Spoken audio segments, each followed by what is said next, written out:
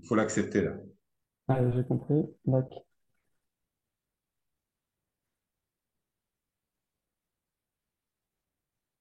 Bonjour Raphaël, Ouais, bonjour. vous allez bien?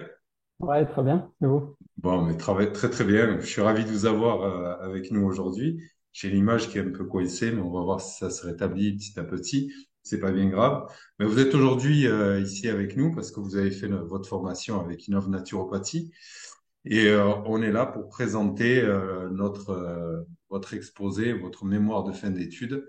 Et vous allez en gros nous expliquer le choix de votre mémoire de fin d'études et pourquoi vous avez fait ce choix. Donc, Ok. vous vous présentez d'abord et puis je vous laisse terminer. Alors, je m'appelle Raphaël Barry, je suis ostéopathe de formation. Ça fait à peu près 13-14 ans que j'ai fini mes études et que je suis installé. Et voilà, donc je suis en train de finir mon cursus de naturopathie. D'accord. Et le choix de votre mémoire? Le mémoire, je l'ai pris parce que je me suis toujours intéressé côté santé, au sens global du terme. C'est très proche de l'ostéopathie, en fait. En ostéopathie, on a des patients qui viennent et qui sont en général motivés par de la douleur ou par de la prévention. Et donc, il peut y avoir des problèmes musculaires, tendineux, mais il peut y avoir aussi plein d'autres trucs. Il y a des problèmes digestifs, des choses comme ça. Donc, j'ai pris l'habitude de regarder un peu la globalité du patient, donc m'intéresser à leur bilan sanguin, des choses comme ça.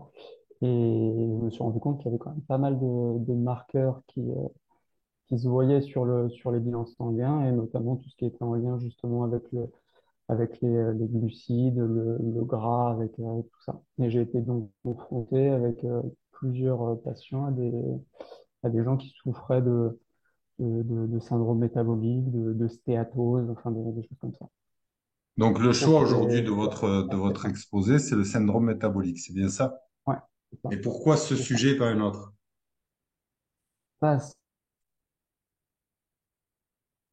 que ça l'est vraiment de plus en plus, qu'on est vraiment confronté de plus en plus, et un peu dans toutes les pratiques. Je pense que ça va du médecin généraliste, même moi, l'ostéopathe, en fait. Et c'est aussi quelque chose d'assez global et généraliste. Et le côté global, ça me plaît bien. Donc, concrètement, dans votre pratique, ça se traduit comment? C'est-à-dire, Le syndrome métabolique. Quel genre de problème on vient vous exposer qui vous font penser justement au syndrome métabolique? Quels sont les symptômes? je pense que déjà le côté inflammatoire assez global, avec parfois des troubles en fait digestifs. Et j'ai pris comme exemple dans le mémoire donc, un patient qui est venu pour une stéatose hépatique en fait.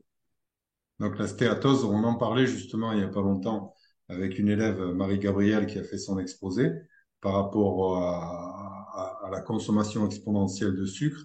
Et on Ouais. parlait justement de la stéatose non alcoolique. Vous pouvez développer un petit peu?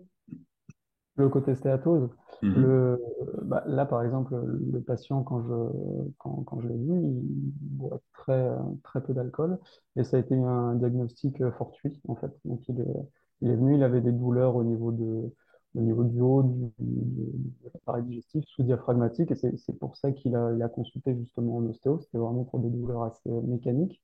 Et son médecin lui a prescrit une échographie, et c'est là où l'échographe a diagnostiqué justement donc, un foie un peu gros, une hépatomégalie, avec une altération justement de la texture en fait du foie, avec un foie qui commençait à devenir gras. Donc ouais, dans le cadre de la définition du syndrome métabolique, vous pouvez le décrire en gros?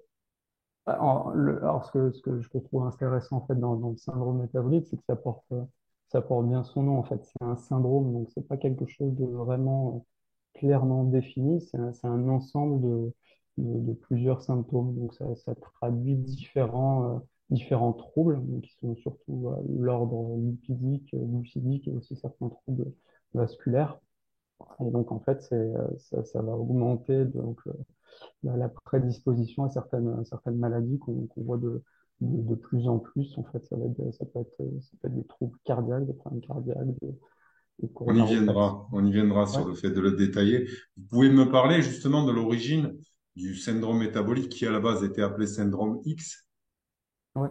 L'origine, en fait, dans sa définition, elle est quand même plurifactorielle. C'est-à-dire que comment on définit un syndrome métabolique, ça va être déjà un problème lié aux graisses, et c'est essentiellement aux graisses viscérales.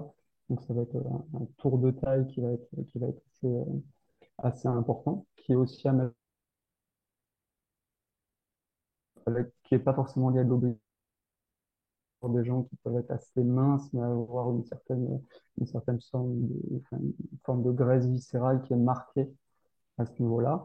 Ça va être aussi lié à donc, des problèmes de glycémie, des glycémies qui vont être assez hautes.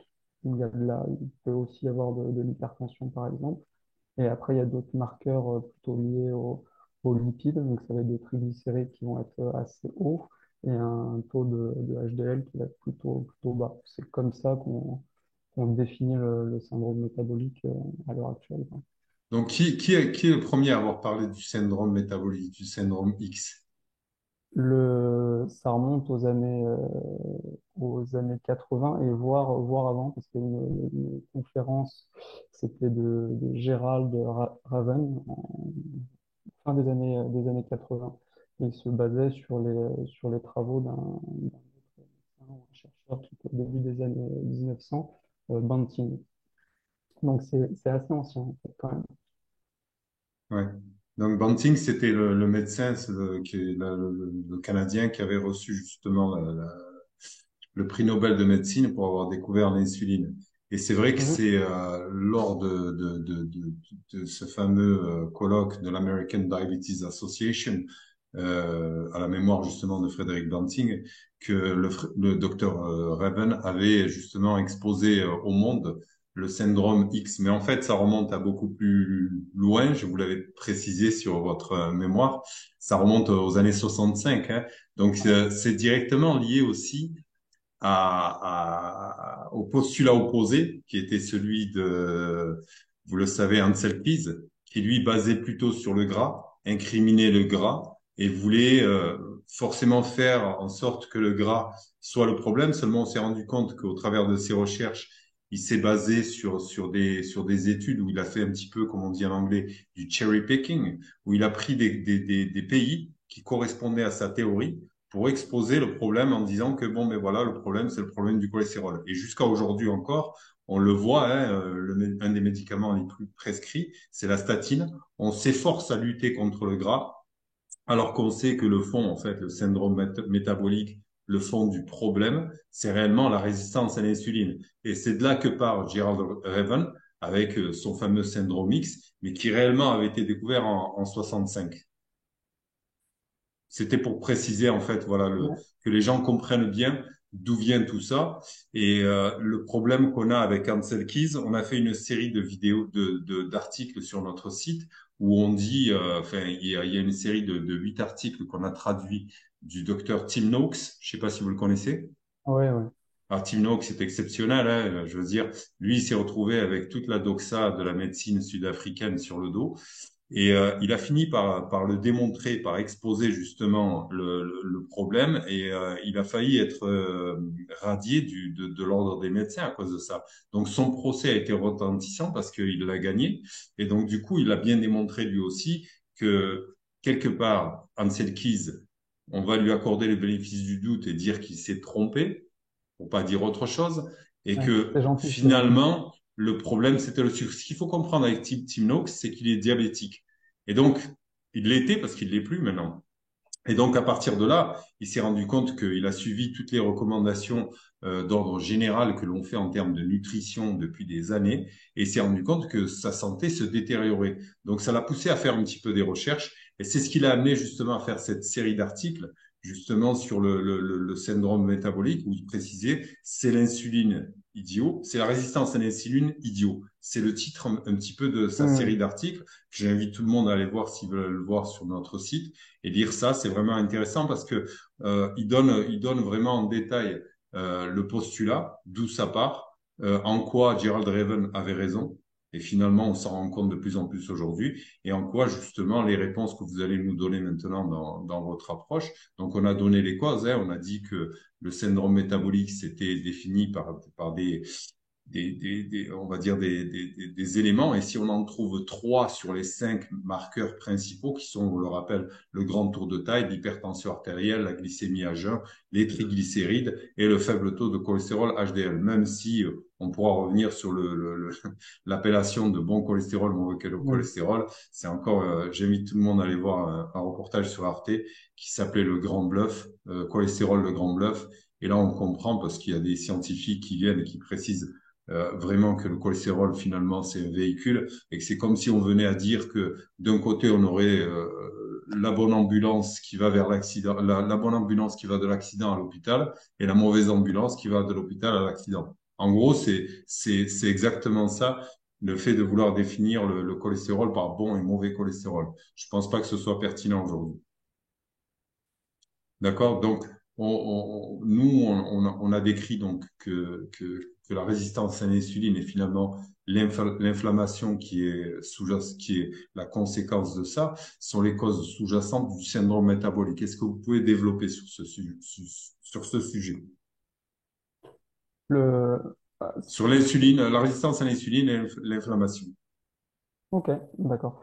Alors c'est vrai que quand on pense à l'insuline, on pense tout de suite au sucre, en fait. Donc c'est effectivement dès on va manger quelque chose qui contient un sucre, donc ça peut être, on peut en parler avant des sucres lents, des sucres rapides. On s'aperçoit qu'au final, peu importe, dans le sang, ça se transforme en glucose, en fait, pour justement réguler le, autour de à peu près de la glycémie, on essaie de la maintenir autour de grosso modo 1 gramme par litre, à peu près 5 grammes de sucre en tout circulant dans le sang et dans l'organisme en général.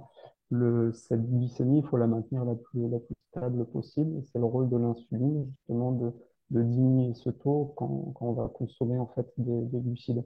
Ce qui est intéressant justement avec l'insuline, c'est que c'est pas que uniquement en lien avec le sucre, en fait. Ça va aussi gérer tout un tas de choses au niveau du gras. Donc, ça va permettre justement de transformer le glucose circulant, ça peut le mettre en réserve, en fait. Donc, par exemple, le transformer en glycogène qui va être stocké par le foie, par les muscles, par pas mal de choses. Ça va aussi permettre d'activer, en fait, la synthèse de l'acide gras à partir du glucose aussi. Donc, ça toute une gestion en termes de liquide. Donc, on voit déjà que l'insuline, elle est en lien avec le sucre, mais aussi avec le gras. Et une des façons de stocker le gras, c'est de le transformer aussi en triglycérides, donc qui va être stocké dans le tissu adipeux. Donc déjà, on voit que l'insuline, elle est en lien avec plusieurs marqueurs du syndrome métabolique, donc la glycémie, la triglycéride, par exemple, et donc le tour de taille aussi, parce que c'est en lien avec la graisse, en fait. Ouais, Et forcément, donc, c'est comme vous le disiez, quand ça finit de stocker dans le foie, forcément, ça va aller dans les tissus adipeux. Et c'est pour ça que quand on voit des hommes avec le ventre en forme de pomme, comme on dit, hein, c'est le fameux gros ventre. Enfin, ils sont maigres de partout, des jambes de grive. Et puis, on a ce gros ventre qui semble enflé et qui prend un peu cette forme de pomme, comme on dit.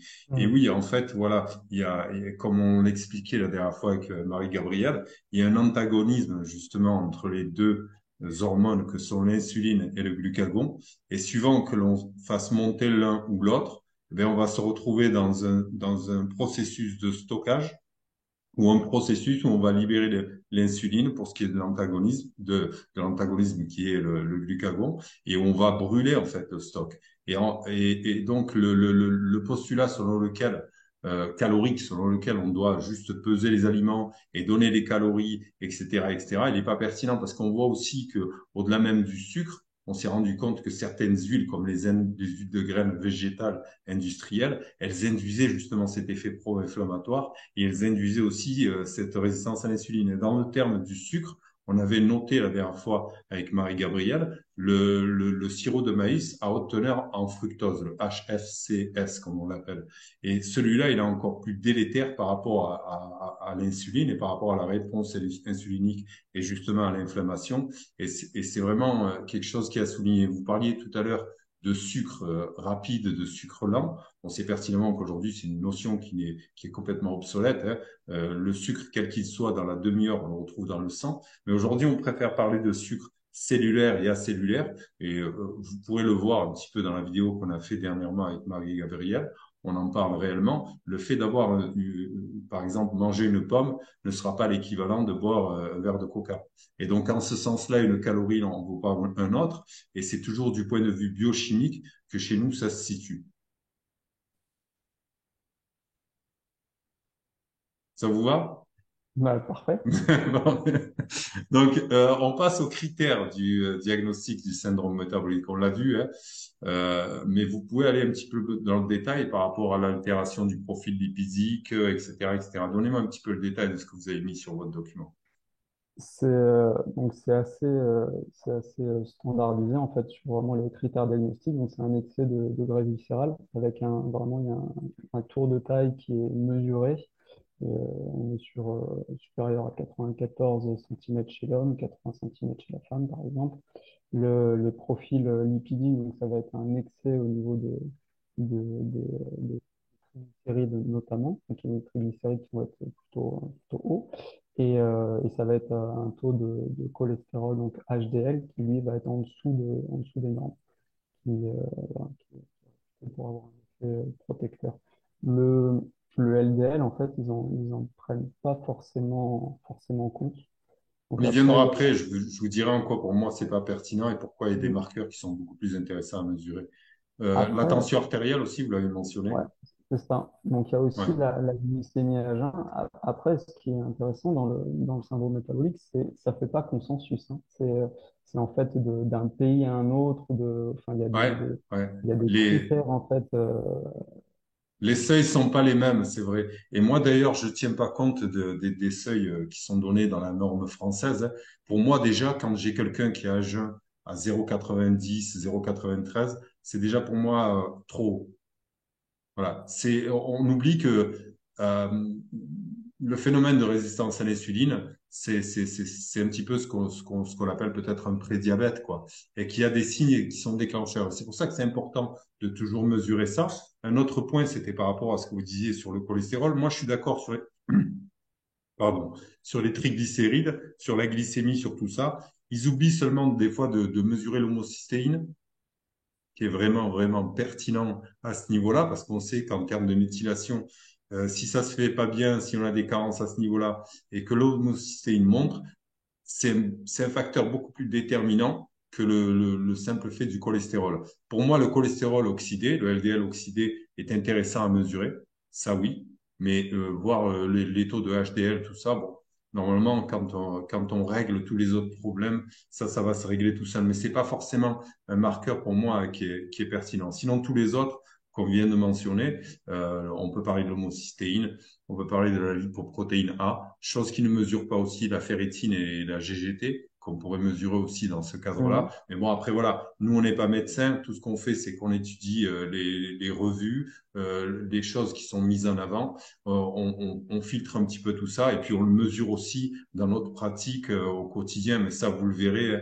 au fur et à mesure, vous le comprendrez. Et au-delà même, je pense que quelque chose qui va vous intéresser, c'est la glycation par Mhm. rapport à l'effet de Maillard et par rapport justement de Maillard, on dit pas Maillard, mais par rapport à l'effet de Maillard, qui est, rappelons-le, sucre plus chaleur plus protéines, et c'est ce qui va créer en fait plutôt que la purine, là où on incriminait la viande, c'est ce qui va créer finalement le contexte pour l'arthrose, le contexte pour la goutte, le contexte pour tout un tas de problèmes mécaniques que l'on peut rencontrer. Je pense que dans votre pratique, c'est super intéressant. Là aussi, on a un article sur le site que vous pourrez aller consulter et que les gens qui sont intéressés pourront aller voir par la suite. D'accord? On va passer au prochain point qui est au final la prise en charge. Alors, donnez-nous d'abord la prise en charge allopathique et puis comparez-moi ça à l'approche fonctionnelle qui est la nôtre. Ok. Donc la prise en charge allopathique, elle est basée sur plusieurs points qui sont aussi assez semblables en fait à la naturopathie, mais bon, il y a quand même deux trois zones de clivage, hein. Le côté alimentation, donc on est vraiment sur les recommandations au niveau santé publique. Donc classiquement, en fait, on est sur à peu près du 50% de glucides en fait dans la ration alimentaire. On est sur à peu près 30% de sources de lipides et sur à peu près 20% de protéines. Donc on voit qu'on est quand même à 50% au niveau des glucides. Ils ont changé un peu le plan au niveau alimentaire. Ils ont rajouté des notions de fibres en fait dans les céréales. Il faut rajouter un peu de céréales complètes, des oléagineux, des choses comme ça.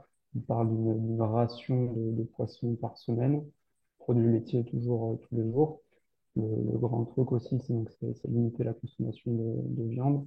Je crois qu'actuellement, ils veulent limiter dans le plan national de 100 grammes par semaine avec 150 grammes de charcuterie par semaine, diminuer tout ce qui est boissons sucrées, alcool, une alimentation trop. Et donc aussi au niveau récent dans les recommandations de santé, donc au niveau alimentaire, c'est l'intégration du Nutri-Score. Je pense qu'on a tous plus ou moins vu dans les grandes surfaces. Voilà, Alors donc ça ça, c'est pour. on avait Pardon. fait une vidéo avec le docteur Georges Mouton où on a démonté ce Nutri-Score qui est juste, c'est typique de cette mentalité réductionniste où on va mesurer justement les calories et pour eux, une calorie est un calorie. Pour donner un exemple, hein, le Coca Light, il est classé B et vous prenez un bleu, un fromage bleu, il va être classé D, quoi. Mm. Voilà. Donc c'est toujours cette approche et puis vous l'avez précisé, l'alimentation, ça c'est ce qu'avait démontré Tim Noakes, hein, le docteur, le professeur Tim Noakes. Euh, ça faisait des années qu'il faisait la même chose et qui suivait justement ces recommandations que vous mettez en avant par rapport à l'allopathie, la prise en charge classique et sa santé s'aggravait de plus en plus. Donc il y a un moment donné, il faut bien comprendre que l'approche en termes de nutrition elle est avant tout biochimique et elle n'est pas calorique. Et donc, ça entraîne dans ce sens-là que on a, nous, une approche qui est différente. Est-ce que vous pouvez la développer? Donc l'approche différente le côté alimentation, donc ça va être en fait qu'un calorie va pas avoir la même action, en fait, et le, le même impact sur le corps, suivant que ce soit des calories qui sont issues des sucres, des glucides ou des lipides ou des protéines. On a parlé de l'insuline, en fait. Donc, une calorie issue des glucides va avoir un vrai impact sur la glycémie et donc sur la libération d'insuline. Il y aura un impact qui sera déjà un peu moins fort avec des protéines et qui sera encore moins fort avec des lipides.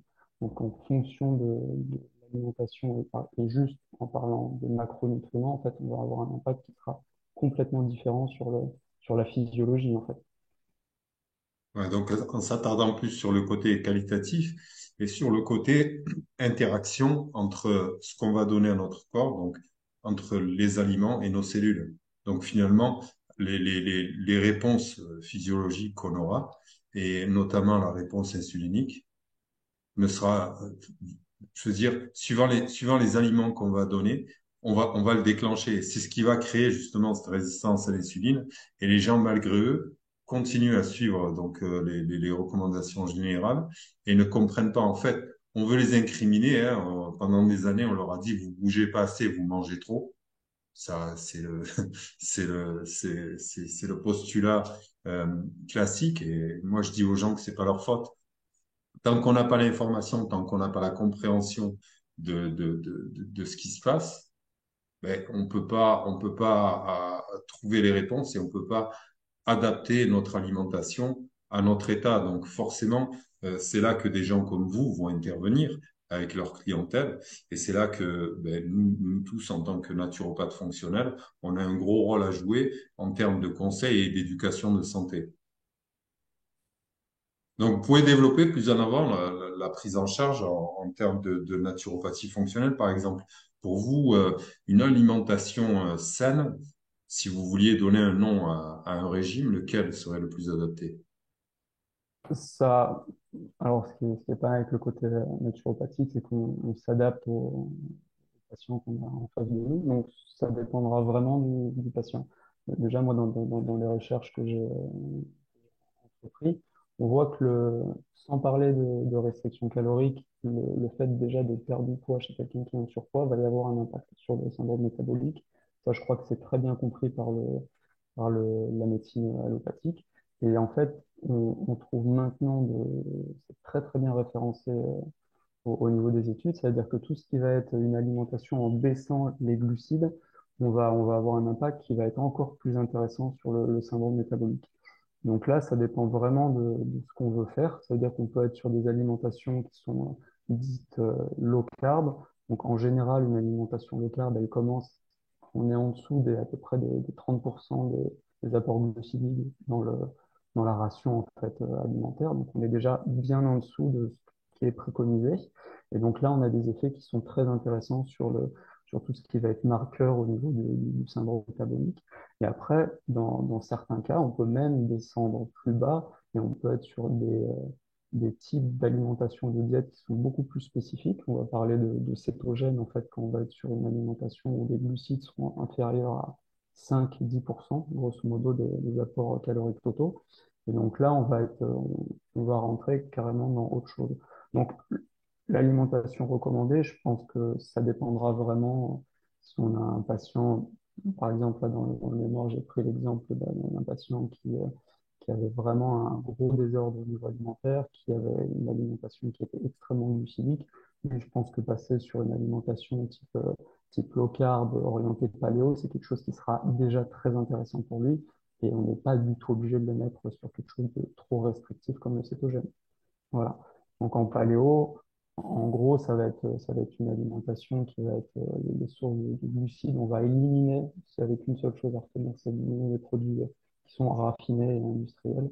Donc ça va être les sources de sucre raffiné, ça va être les sources de glucides raffinés comme les farines, ça va être toutes ces choses-là, les plats industriels, et ça va être revenir sur une alimentation brute, hein. Voilà, c'est quelque chose qu'on connaît, donc ça va être des animaux, viande, poisson, légumes, sources de gras, de lipides, donc plutôt de qualité. Donc de qualité, c'est les moins transformés possible. Donc ce qu'on voit bien, c'est toutes les graisses qui sont animales, qu'on va consommer depuis quand même pas mal de qui sont vraiment très peu transformées. Ça va être donc les sources de gras végétales qui vont être aussi peu transformées. Donc c'est beaucoup autour de l'olive notamment, par exemple de l'huile d'olive, ou ça va être issu de la noix de coco ou de l'avocat, des choses comme ça. Donc on évite tout ce qui va être process trop complexe. Et donc les apports de glucides, on peut voir qu'ils peuvent être vraiment modérés en plus ou en moins. Donc ça va être plutôt comme ce que vous disiez sur le cellulaire et la cellulaire. Donc des glucides, on en trouve dans les oléagineux, les noix, les amandes, il y a déjà des petites proportions de glucides. Vous allez en avoir encore plus dans tout ce qui va être tubercules, légumes, racines, carottes, patates douces, manioc, toutes ces choses-là. Ça, ce sera à modérer plus ou moins en fonction de l'importance du syndrome. Ouais, en fonction de la personne qu'on a en face de nous. Et vous Ouais, faites bien de ouais, souligner le côté qualitatif, pas que quantitatif. C'est clair que en termes d'adaptation alimentaire, j'aime pas dire régime, en termes d'adaptation alimentaire, on va miser sur une haute densité nutritionnelle, donc des aliments qui vont être hypo-inflammatoires, donc hypotoxiques, comme l'avait dit le docteur Seignalé, mais aussi qui vont avoir une haute densité nutritionnelle. Et donc, dans ce sens-là, par exemple, quand on parlait des sucres, on peut préconiser les patates douces, le manioc, les fruits, tout ça. Enfin, je sais que chez les cétogènes, ils diabolisent le fruit. Voilà, moi, je ne suis pas persuadé que voilà, on doit supprimer le fruit à tout le monde. Et puis après, comme vous l'avez dit, de toute manière, il n'y a pas un régime pour tout le monde. C'est toujours adapté à la personne qu'on a en face de nous et surtout au questionnaire qu'ils remplissent et aux différents antécédents familiaux, etc. Et c'est là que c'est intéressant de faire notre job parce que sinon on s'emmerderait vite, hein. On ferait tout le temps la même chose, on mettrait le même menu pour tout le monde. Mais là, c'est là que l'approche participative, où on va accompagner la personne, eh bien, on va construire ça ensemble finalement, au vu de ses sensibilités alimentaires, au vu de ses allergies, etc., etc., et peut-être de ses aversions de goût, hein. C'est pour ça que, par exemple, les gens qui mangent pas de poisson, peut-être que là, ça va être peut-être pertinent d'aller supplémenter avec une huile de foie de morue, Rosita par exemple, qui est vraiment très bien. Il faut faire attention aussi avec les huiles de poisson parce que on avait vu dans une étude que presque 90% des huiles qui avaient été testées étaient rances et donc pro-inflammatoires et qu'elles apportaient plus de problèmes qu'autre chose. Un autre point, c'est que le poisson entier, si on se base sur la loi de la synergie des micronutriments, eh ben, il est beaucoup plus biodisponible et c'est beaucoup plus sain de manger du poisson que de faire une supplémentation en poisson. Mais ça, le sujet de la supplémentation, c'est un gros sujet. Je suis en train de terminer le nouveau cours de Nutri. Et d'ailleurs, vous l'avez pas fait, vous, ça, la partie Nutri, micronutrition. Euh, Donc, on va pas trop s'y attarder. vous l'avez republié, le, Il y avait le... l'alimentation saine et Ouais, ouais, supplémentation et tout ça, mais on a dans l'autre formation qui est majeure en micronutrition et nutrithérapie, un module qui est beaucoup plus poussé sur le sujet. ok. Donc, on va pas s'y attarder là aujourd'hui. Donc, on a vu l'alimentation. Euh, Est-ce que vous pouvez parler de l'autre partie, des autres parties Le, comme l'activité voilà, alors, physique, etc., gestion alors, du c'est vrai. stress, tout ça? Ok, donc le côté alimentation, donc c'est déjà un gros morceau. Après, le côté activité physique, c'est aussi quelque chose qui est très important. Il le recommande aussi vraiment au niveau médical. On recommande à tout le monde de faire du sport, de lutter hein, contre le côté sédentarité. Quand on pousse un peu les choses au niveau, vraiment au niveau études scientifiques sur l'activité physique, donc, il faut lutter contre la sédentarité, il faut bouger un minimum. Il recommande une activité modérée, à peu près 30 minutes par jour. Grosso modo, ça va être de la marche ou de la marche un peu rapide, monter les escaliers, des choses comme ça. Vraiment, si on est un peu spécifique sur la résistance à l'insuline ou le syndrome métabolique, ça va être on aura plus d'efficacité avec un système musculaire assez actif. Donc, ça va être vraiment le côté, par exemple, de la musculation le côté activité, où on va faire fonctionner l'ensemble du système musculo-squelettique, ça va être quelque chose de très intéressant dans la résistance à l'insuline. Ouais, Vous j'avais fait avez... un article sur le sport, vous le verrez sur le site. Et c'est Mhm. clair que la plupart des thérapeutes recommandent les sports d'endurance. Et nous, on démontre que non, qu'en fait, il vaut mieux faire des sports de résistance, des sports de musculation. Et surtout quand on avance avec l'âge, au niveau cellulaire, on le sait, les mitochondries, etc. Il faut faire attention à la sarcopénie, hein. Vous avez qu'à regarder tous les coureurs de fond, tous les cyclistes qui font le Tour de France. Ils sont pas bien épais, hein. On n'a qu'à voir leurs bras, leurs jambes, leur torse vraiment menu. Euh, le fait d'avoir du volume et de la masse, c'est au niveau cellulaire, c'est super important. Il faut se méfier de la sarcopénie.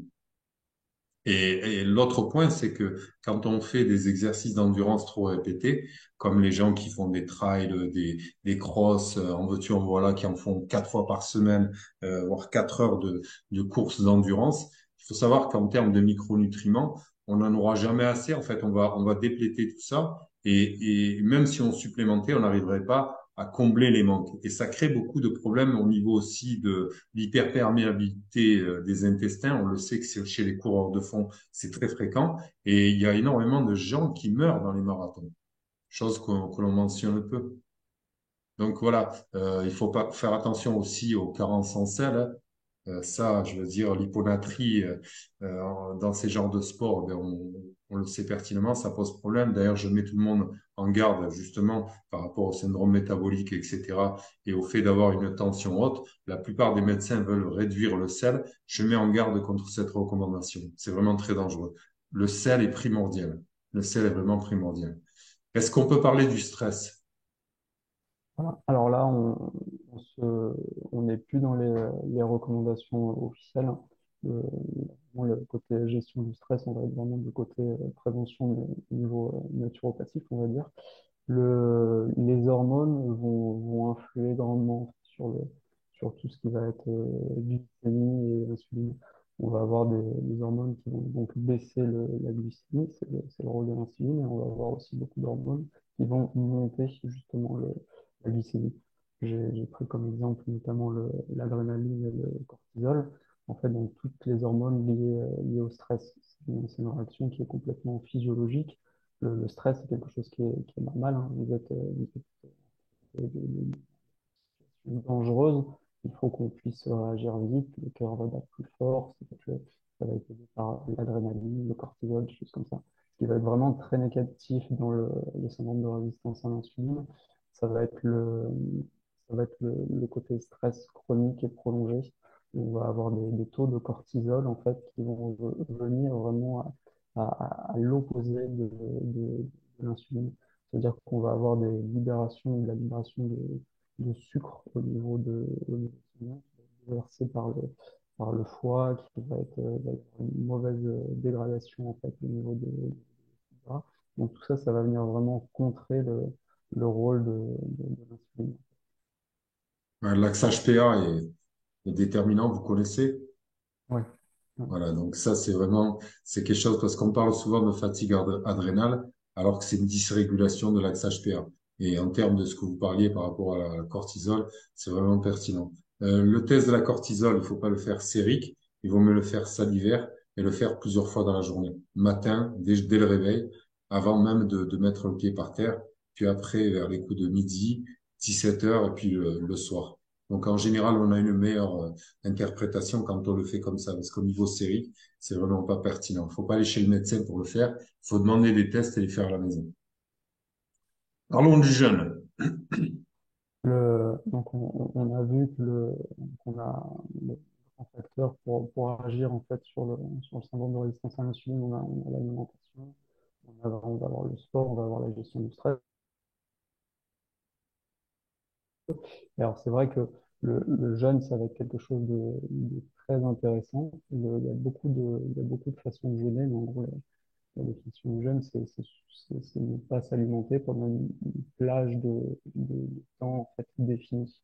Et donc c'est quelque chose qui est quand même très bien étudié au niveau scientifique. Ce qui est le plus étudié vraiment dans la base de données, c'est tout ce qui va être jeûne intermittent notamment. Donc, ça veut dire, par exemple, sauter un repas, mais avoir, en général, sur le jeûne intermittent, on est sur une plage d'alimentation où on mange pendant à peu près 8 heures. Tout le reste du temps, on va être sur un fait même des jeûnes. En fait. Donc, ça va être une utilisation dans les premières heures. En fait, ça va être du glycogène. C'est la forme de carburant qui est stocké, en fait, notamment par le foie. C'est une façon très facile en fait de récupérer l'énergie quand on jeûne. Encore plus quand on a par exemple une petite activité physique en même temps, ça va être des choses qui vont être assez intéressantes. Glycérides. Et ce qui est donc étudié sur le jeûne, c'est quelque chose qui va vraiment baisser la résistance à l'insuline.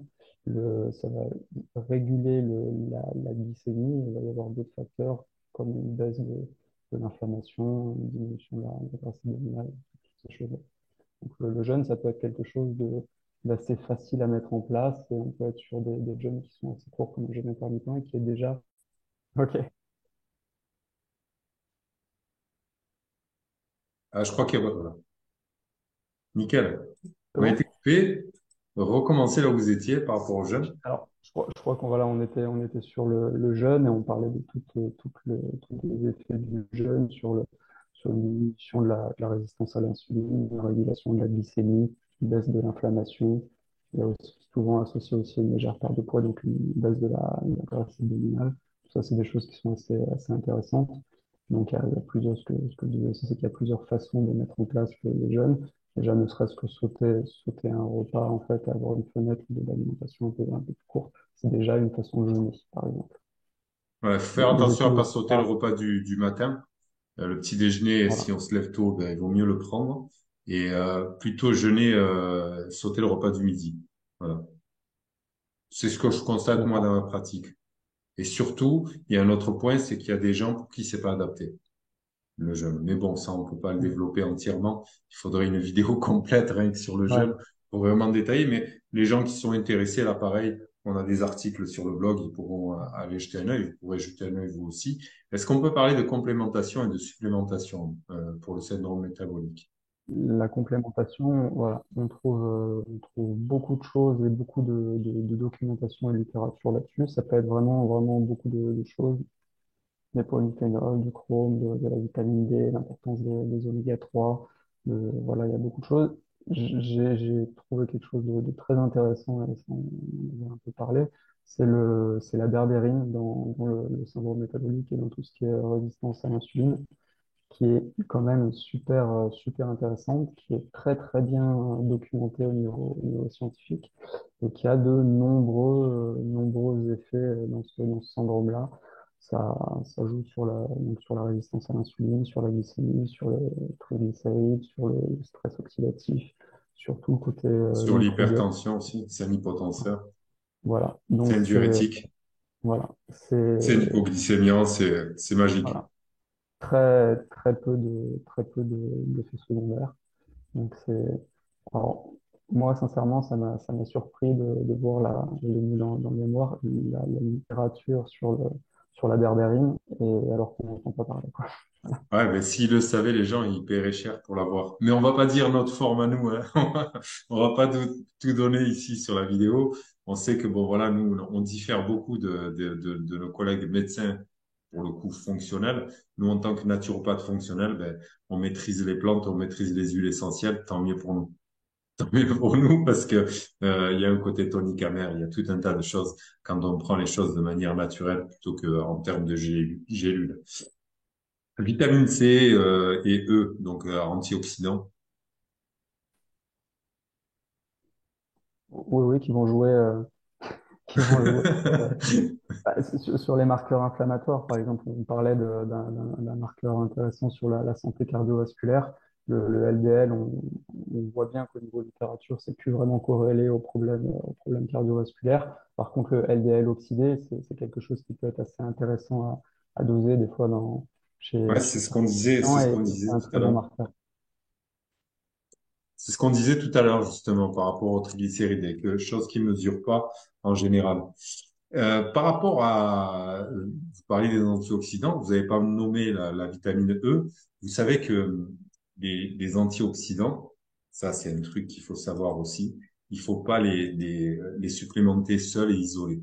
Pour la Hmm. simple et bonne raison que ça travaille en cascade. D'ailleurs, on a une vidéo, je vais pas détailler ici, mais on a une vidéo avec le docteur Anthony Fardet. Il exprime ça très très bien. Vous pourrez retrouver la vidéo sur notre chaîne YouTube. C'est très simple à aller regarder. On parle justement du problème du réductionnisme en termes de nutrition et pourquoi les supplémentations isolées peuvent être plus délétères qu'autre chose. En termes Hmm. de vitamine E, il y a une recherche qui a été, voilà, c'est assez récent, hein, ça remonte à, je crois, 2022 ou 2023. C'est les tocotriénols. C'est une forme de vitamine E qui est beaucoup plus puissante et plus sûre que la vitamine E. Rappelons que la vitamine E classique, quand elle est supplémentée chez les fumeurs, elle va créer des cancers. Et ça, Hmm. c'est démontré, les études, etc. Donc, Ah ouais. par contre, la tocotriénol, elle est beaucoup plus biodisponible, elle est beaucoup plus saine, elle a beaucoup plus comment dire, de sécurité en termes d'utilisation. Et surtout, c'est une forme qui est beaucoup plus puissante. Et ça, j'en parle parce que je suis en train de refaire les cours de Nutri et que chaque page me prend des heures. Et à chaque fois, il faut retaper toutes les revues. Et là, j'étais mais étonné, quoi, parce que moi, jusqu'à il y a, allez, 2 semaines, pour moi, vitamine E, c'est non, niet. Mais là, j'ai changé. J'ai changé parce que je me suis rendu compte qu'en fait, voilà. Et je pense que c'est tiré d'une plante qu'on appelle en anglais l'anato, d'accord? Donc, Hmm. en français, on l'appelle le roku, ROCOU. Et c'est la seule forme de vitamine E qui contient du delta et du gamma tricotriénol pur. Voilà. Et il y a des gens qui le vendent en supplémentation, mais la plante en elle-même, bah, pour les gens qui veulent faire la recherche ou vous-même, le roku est super intéressant par rapport à cette chose-là. j'en dis trop. Je donne mon savoir. Je devrais me retenir un peu. Mais voilà, vu qu'on est là et qu'on est en train d'en parler, je pense que c'est super intéressant à comprendre, à savoir, et qu'en termes de supplémentation, faut vraiment faire gaffe à ce qu'on fait par rapport aux doses et par rapport au fait de donner des choses isolées.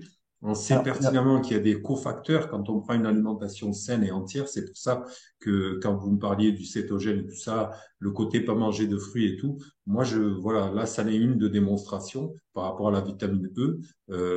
On l'a aussi hein, dans les aliments animaux, hein, animaliers, mais pourquoi se priver de choses comme ça? Pourquoi ne pas prendre des fruits à côté quand on sait qu'en termes d'antioxydants, ça peut nous apporter vraiment des réponses. Après, je sais que vous avez mentionné l'huile de nigel, les extraits de pain maritime. Enfin, on peut mentionner énormément de choses, c'est je vais clair. pas pousser hein, dessus. Mais après, on a la vitamine D. C'est clair que la vitamine D, on le sait par rapport à l'étude Suvimax, que la plupart des gens sont carencés et surtout ce genre de profils qui ont ce problème, on va dire, métabolique, ce syndrome métabolique. On sait pertinemment que c'est un des problèmes, une des choses qu'on doit mesurer. Et je pense qu'il y a d'autres choses comme les oméga 3 et tout, mais je vais expliquer là aussi une fois de plus en termes, si on prend du poisson gras 2 fois par semaine, je pense que ça fera le job. Après, tout ce qui est recommandation des multivitamines B, je m'en méfie. C'est toujours pareil, hein, toujours pour le même principe. Et puis, bon, ben, tout le reste, je pense que vous l'avez mentionné, mais je pense que si on travaille intelligemment en termes de médecine fonctionnelle, à mon avis, voilà. Alors, il y a un truc dont vous avez parlé, c'est le paléogénomique. Ça a été mon petit truc à moi. Donc, du coup, Ça m'a voilà, plu, ça m'a, c'est bien. j'ai Développé. trouvé ça intéressant. En fait, il y Ouais. a le côté, ouais, dans le syndrome métabolique, il y a tout le côté histoire donc le conflit qu'on a eu entre le gras, le sucre dans les années 60-70, Hansen Keys, tout ça, je trouve ça super intéressant.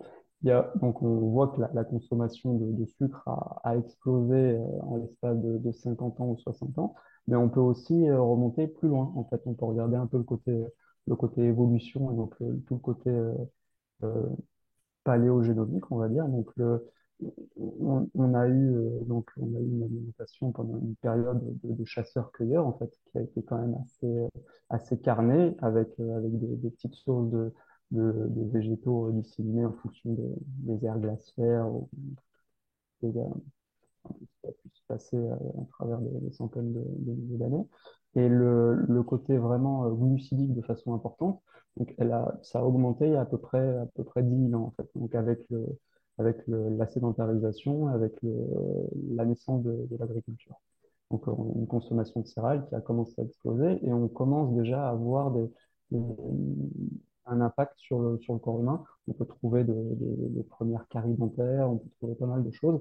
Il y a je crois que vous en aviez parlé, on trouve aussi pas mal d'infos sur les travaux de Weston Price, qui sont, le bouquin est super.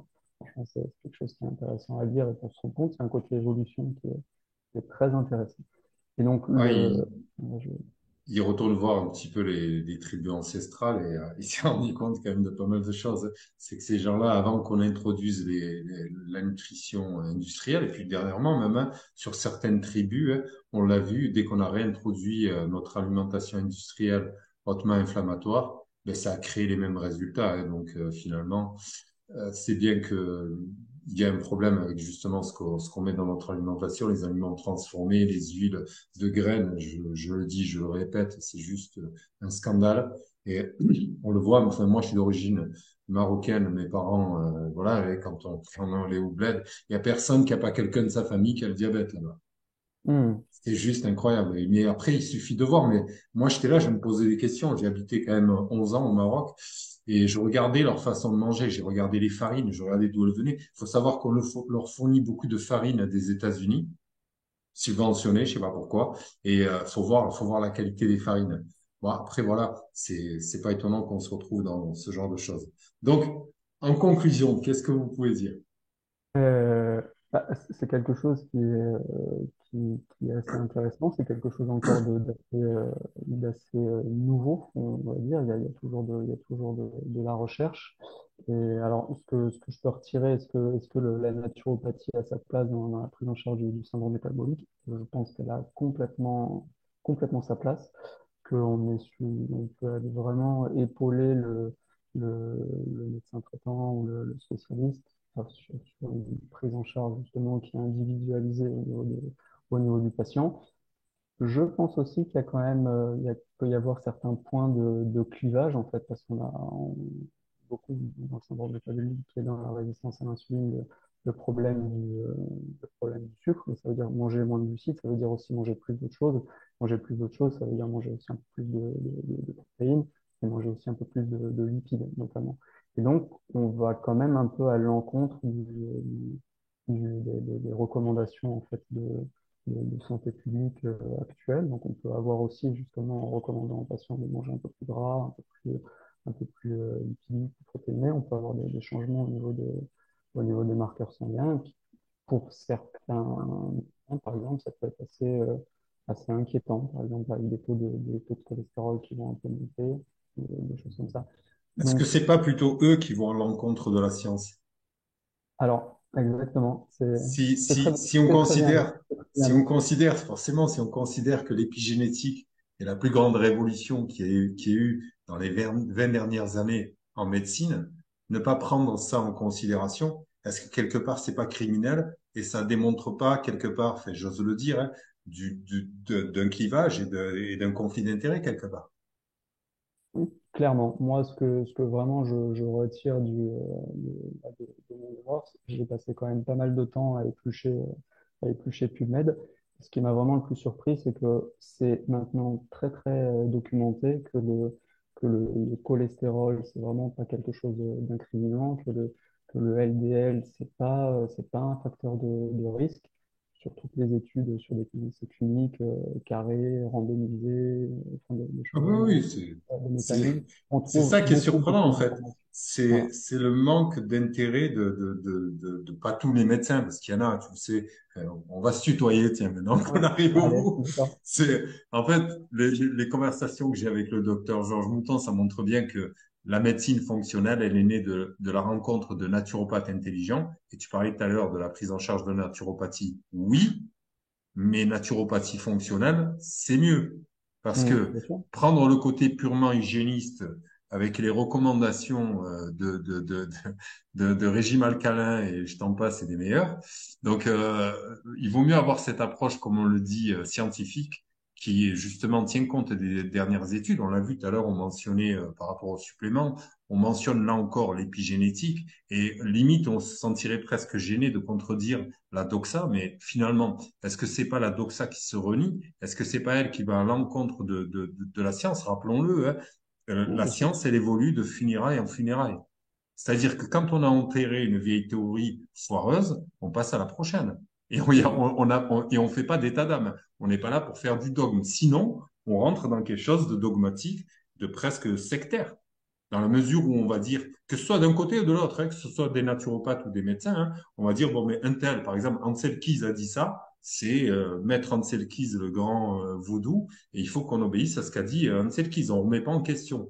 Mais bon, on sait bien que la science, c'est ça, c'est venir avoir un esprit critique, poser des questions, et c'est au travers des questions qu'on évolue. Et surtout, les études, c'est une chose, mais la pratique de terrain, c'en est une autre. Et nous, on le démontre bien sur le terrain qu'un diabète de type 2, qu'un syndrome métabolique, on peut largement le retourner. Donc, on n'est pas en opposition avec l'approche allopathique, on vient justement en adjuvant, mais en travaillant en équipe et avec des médecins intelligents, ben on arrive à aider le patient. Est-ce que quelque part, le patient pour eux et le client pour nous, mais est-ce que quelque part, c'est pas le but de la médecine? Est-ce que le bien commun, c'est pas le but? Est-ce que le bien privé, c'est le but de la médecine? Ça, c'est une des grandes questions qu'on pourrait se poser en conclusion et demander aux gens qui peut-être tomberont sur cette vidéo ou sur notre échange, si vraiment pour eux, suivre un dogme et rester dans le sectaire, c'est pertinent vu leur état de santé, parce que rappelons-le quand même, le syndrome métabolique, en termes de coûts de santé, en termes de coûts de financier pour la société, mais c'est juste incroyable. Ce que fait un diabète de type 2 au niveau des artères, mais c'est juste une dinguerie. Et on est dans un truc exponentiel, donc dans une vraie épidémie. Donc, il y a un moment donné, ça fait des années qu'on fait la même chose. Aujourd'hui, vous venez de démontrer brillamment, au travers de votre exposé, qu'il y a d'autres solutions, qu'il y a des réponses. Et peut-être qu'aujourd'hui, il faudrait se mettre à la page et peut-être rencontrer des gens comme vous, comme nous, comme le docteur Mouton, etc., etc., et essayer de faire avancer le schmilblick un petit peu plus loin.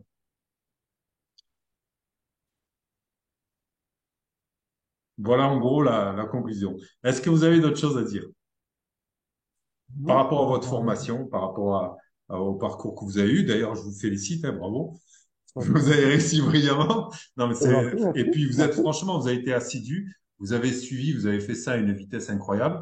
Ah Et ouais? voilà. Et puis on est toujours ravis d'avoir des gens intelligents de l'autre côté. Et vous l'avez démontré au travers de votre exposé.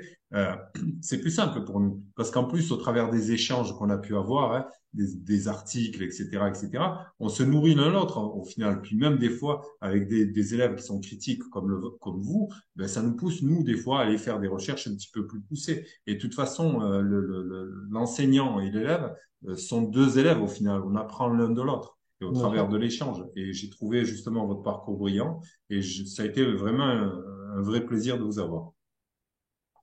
Plaisir partagé. Un autre mot, quelque chose d'autre à rajouter? Ah, moi, je vous remercie hein, vous avez été mon tuteur. Il y a eu toujours de bons échanges. Euh, moi, ça m'a vraiment tiré vers le haut. Hein.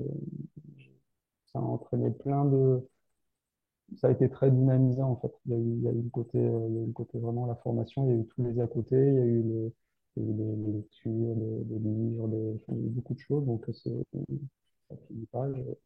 J'ai une pile de 15 bouquins à lire encore qui vont être super sympas. Moi, je suis très content de la formation.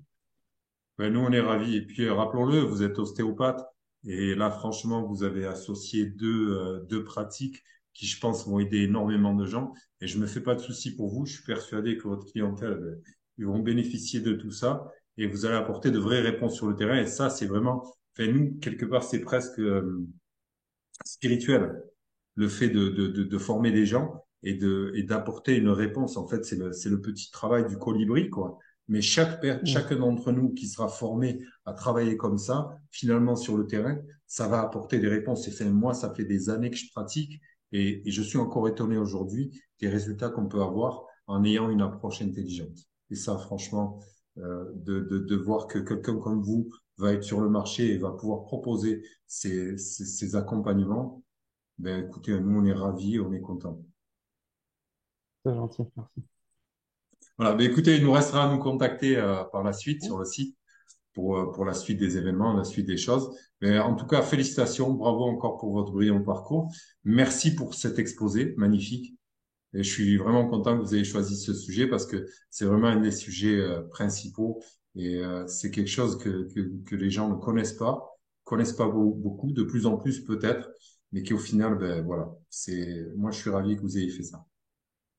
Merci. Mais écoutez, bon après-midi. Je sais que vous avez un rendez-vous à 15h30, donc je vous retiens pas plus longtemps. C'est ça, Allez, c'est courage. ça. Allez, À bientôt. merci. Au revoir. Au Au revoir. revoir.